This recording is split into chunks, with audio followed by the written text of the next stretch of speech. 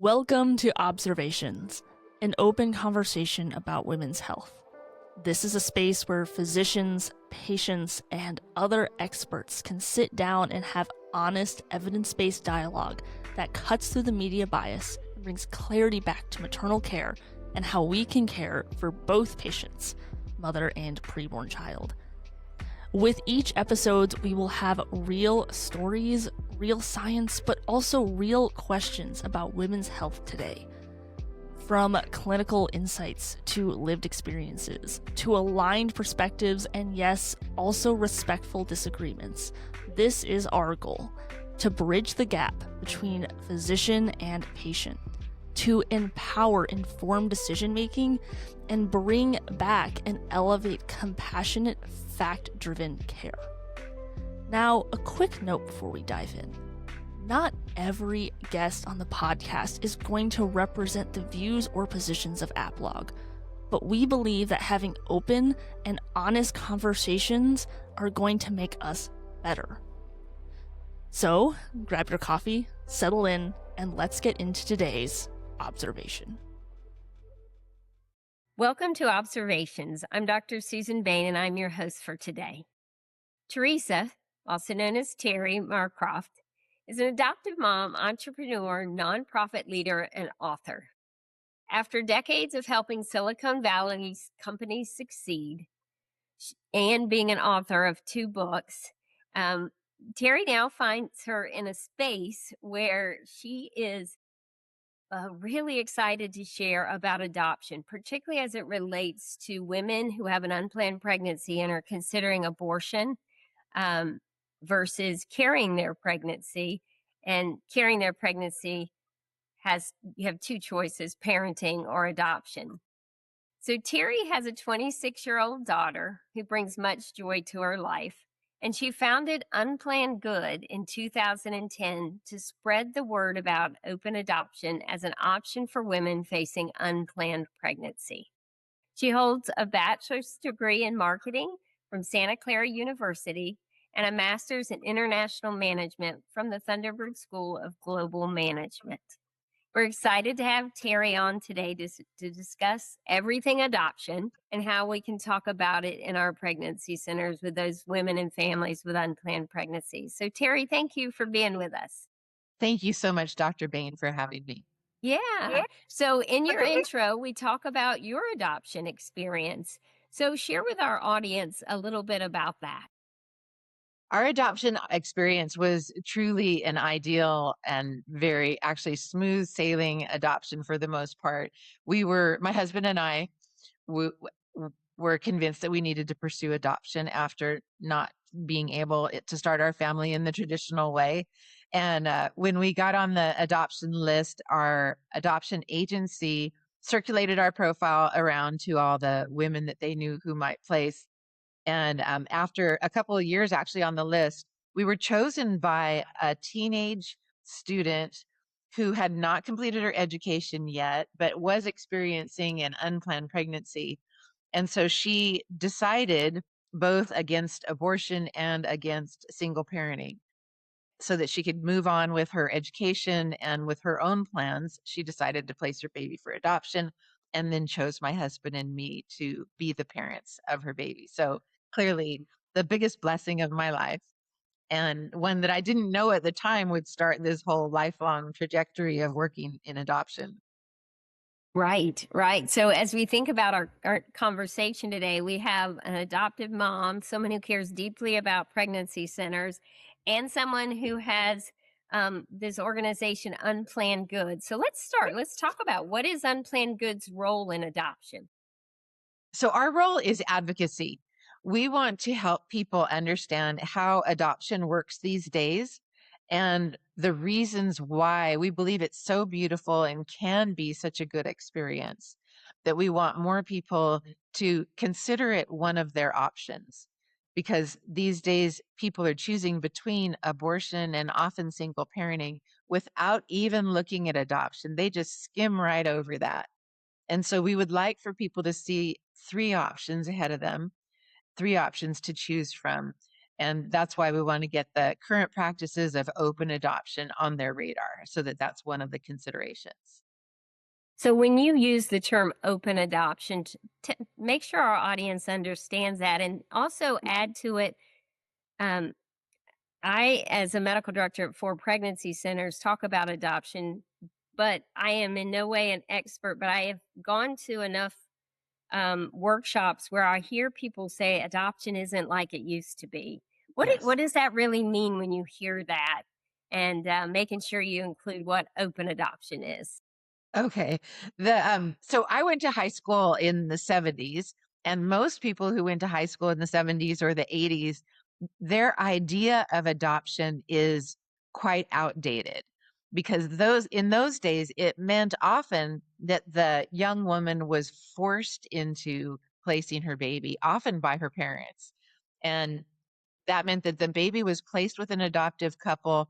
Often the young woman who just gave birth doesn't have any say in who the adoptive couple is going to be. She may not have even had any say in placing for adoption, making her own decisions. And she definitely didn't have any say in choosing the couple that was going to parent her baby. And so, for all those reasons, it had been quite a negative experience. Once the baby was placed with an adoptive couple, that same woman was also told, just go back home, resume your life, pretend it never happened, and don't ever talk about it again. That is a tall order. That is not Right. a kind thing to ask of that woman, because for a woman to never talk about her pregnancy and her childbirth again is just very difficult and unreasonable. So those were closed adoptions where the woman didn't have a say in the decision making, and she didn't get to keep in touch either. By contrast, today, open adoptions account for the vast majority, like over 90% are open to some extent. And that just means basically that the expectant woman, the expectant mom, has a lot more say in the decision making. And also, a very big part of this is that she has the potential for keeping in touch with her baby after placement. And so that keeping in touch might be very minimal. It might be like a Christmas card once a year, or it might be something much more open where there's an ongoing relationship and ongoing communication. But the degree of openness is up for everybody involved to sort of figure out, just like you navigate any other relationship in your life. You decide how often you're going to go out to dinner with your friends. She gets to decide how often she's going to see the adoptive parents, assuming that everyone, has a chance to discuss what the post placement contact looks like and what they envision to be ideal. That is very helpful. Thank you for that. So, when you think of the advocacy role that Unplanned Goods does, what does that look like day to day in terms of helping, whether it's inside pregnancy centers or in communities?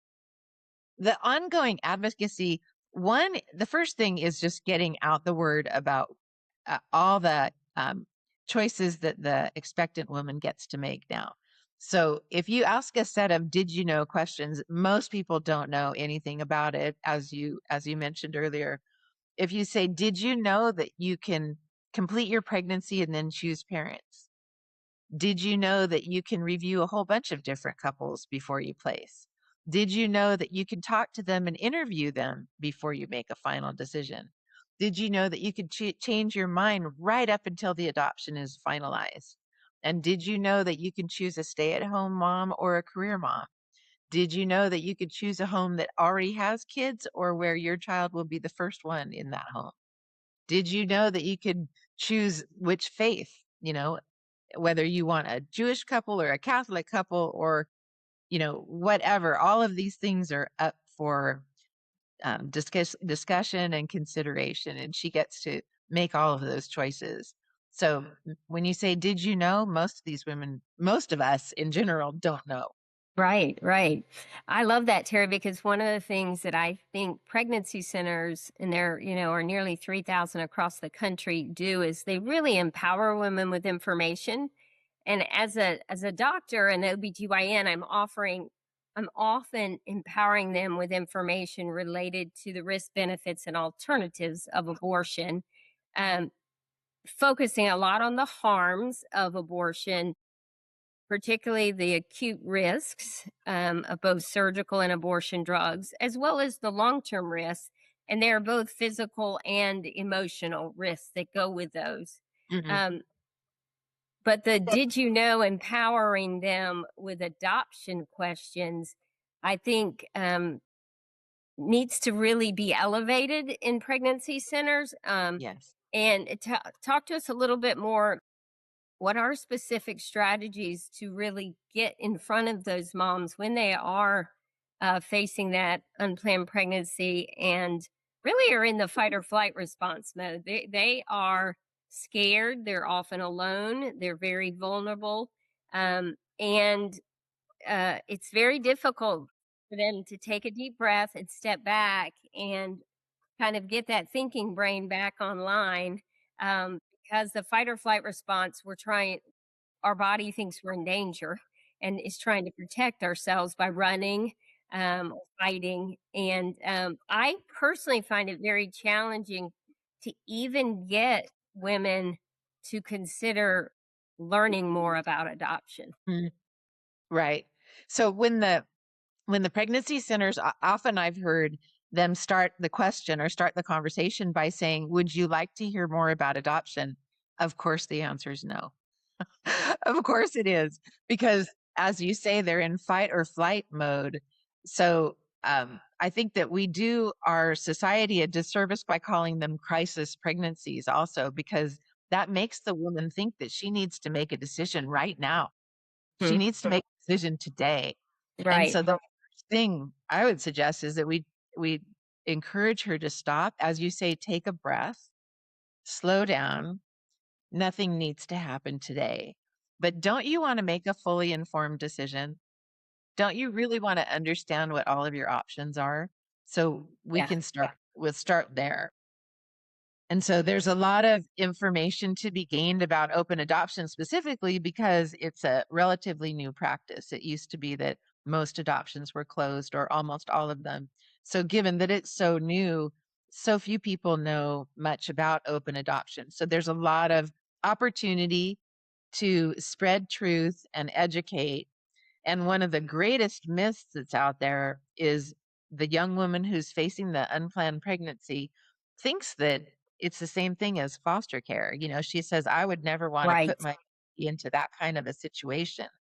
And that's when you can say, "Hang on, what kind of a situation?" Because it could be a very beautiful, stable couple with a healthy home.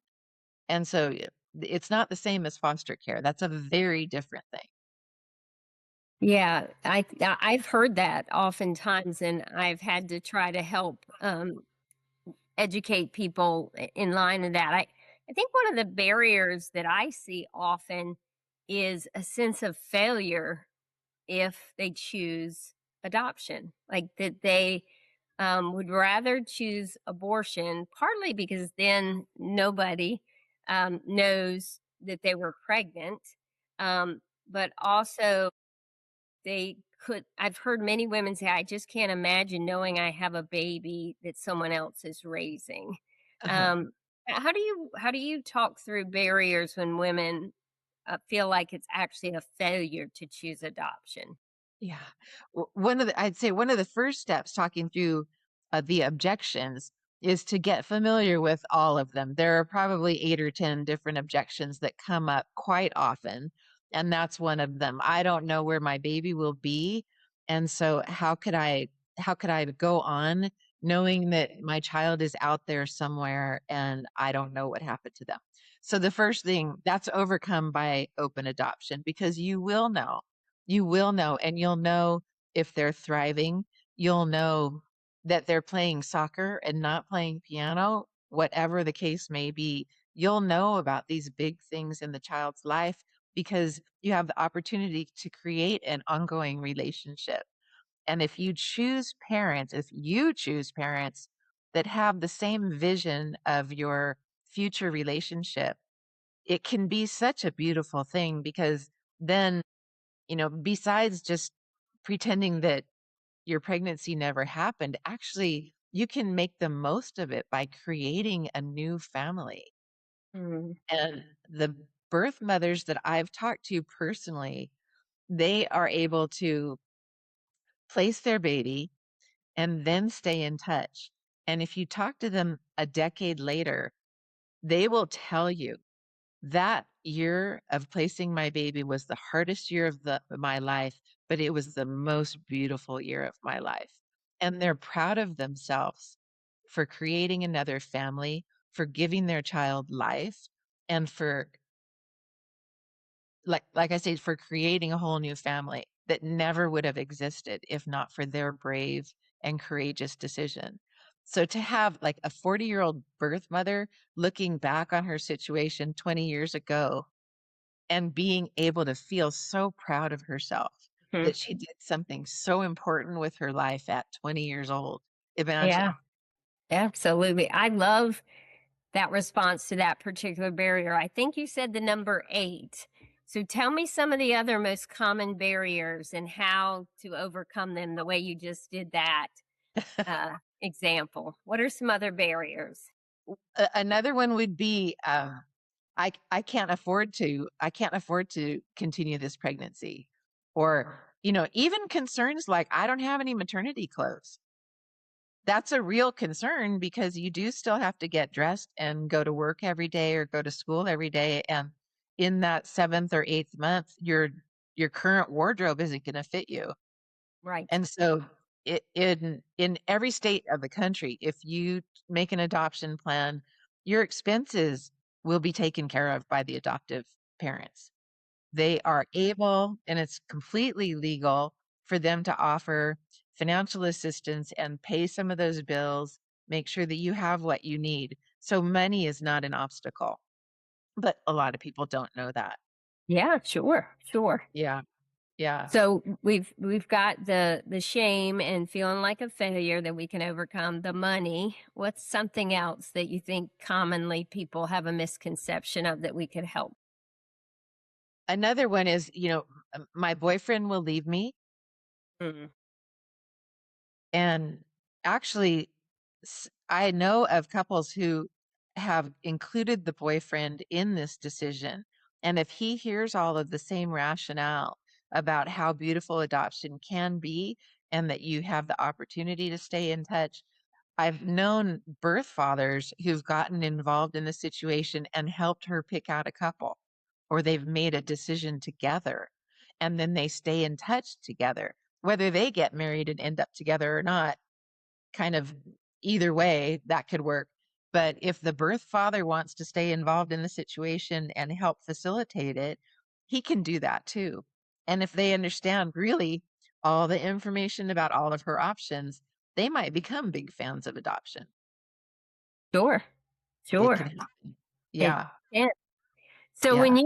when you think about people like me, the doctors, what's your biggest pet peeve about us as it relates to adoption? What would you really want us to know that you haven't already shared?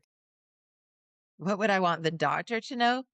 Um, One is that I think that the doctors, those of us who are in our 40s or 50s or 60s, we have, in my opinion, we have a responsibility to share wisdom and share maturity with people who have not matured to the same level yet.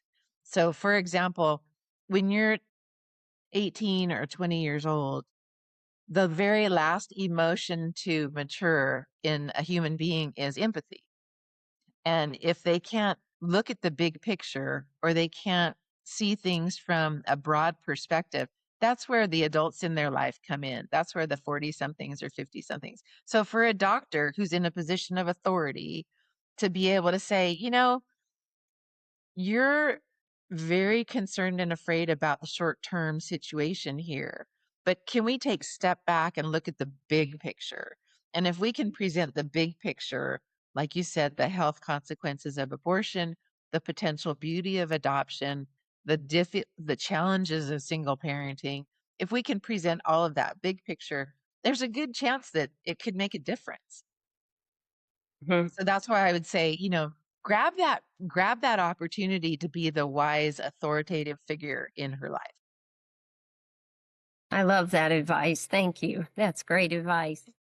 So, as we kind of wrap things up here, when you talk about the resources that Unplanned Goods has, are they digital? Are they books? Are they brochures? How would you, how can we best share your information and learn from Uncommon Good? One of my favorite resources to point people towards is on the Unplanned Good website, unplannedgood.org.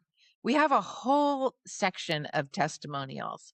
And if the woman is facing this very scary and unplanned pregnancy, and she has all these questions, we can point her towards the testimonials of women who've chosen adoption. And if you, another one of those uh, misconceptions might be that my child's going to hate me. If you look through the testimonials of women who've chosen adoption, they can talk lovingly about their child. They can talk about the relationship they have with their child. They might realize that their child doesn't hate them because they made an adoption decision. Not at all. And if everything is open and transparent and honest, that child will come to realize that his or her birth mother made the decision out of love. And when the child realizes that, it's a game changer. It changes their whole world and their whole self concept of being an adopted child because your birth mother went through such a difficult decision and such a difficult process in order to give you this adoptive home. That's beautiful. And I can't think of a better way to end this podcast than that nugget, that pearl of information that you just gave us.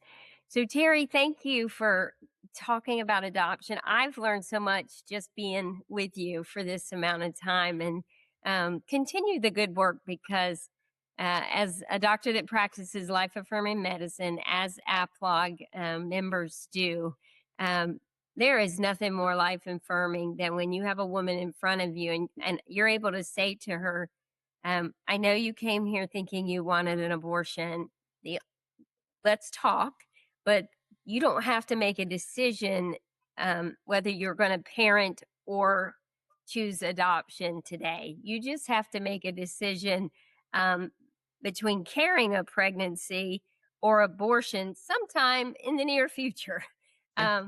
And, I do think that thought of I have to, uh, they so quickly push adoption away because of that feeling that they have to decide and they're not ready to decide and they need to learn about it. And so I'm excited that those who listen to the podcast will know more about adoption and your resources that you all provide. So thank you. Thank you so much, Dr. Bane. We hope that you enjoyed today's episode of Observations and that it broadened your perspective on women's health and how we can care for both patients, mother, and preborn child. If you like this episode, make sure to give us a 5-star review where you can find your podcasts. Make sure that you like this on YouTube and subscribe to our channel for more episodes coming up. And if you have any suggestions on any topics that we should cover or guests that we should have on, make sure that you email us at media@aplog.org. Again, thank you for joining us for today's observation, and we'll see you in our next episode.